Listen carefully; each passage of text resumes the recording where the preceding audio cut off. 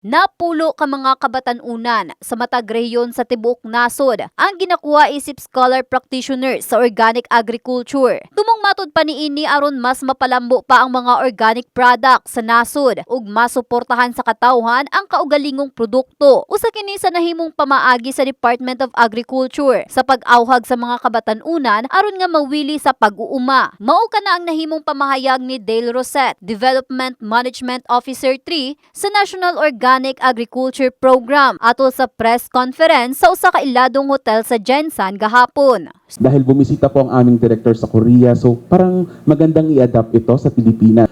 Ang scholarship po ay may dalawang key players. Una po ay ang ating mga trainees. Pangalawa po ay ang ating mga farm partners. Scholarship na to is nagra-run into 21 months. For the first 9 months, ang ating mga trainees ay pupunta mismo sa farm ng ating mga farm partners. Wala nang lecture, diretso agad sa farm. Diretso agad gigising ng maaga, diretso agad na magtatanim, diretso agad na mag-aalaga ng mga hayop, organic. Gani sa matag tuig anaa sa 150 ka mga kabatanunan ang ilang ginapailawom sa training sa pag-uuma. Dakong matod kining tabang aron sa umaabot nga panahon aduna na sila'y kaugalingon nilang produkto ug negosyo ug galing makahuman sila sa ilang training. Our scholarship youth programs for organic practitioners during the pre-pandemic era kasi malayo na ang narating ng organic products dito po sa Region 12 and kung ikaw makita mo na nasa shelves na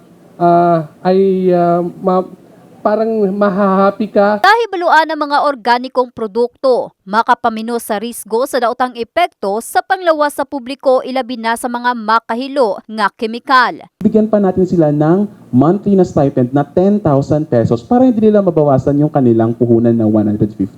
So 150 plus 45 plus 10,000 per month for 12 months, 120,000 pesos. That's 315,000 pesos per trainee.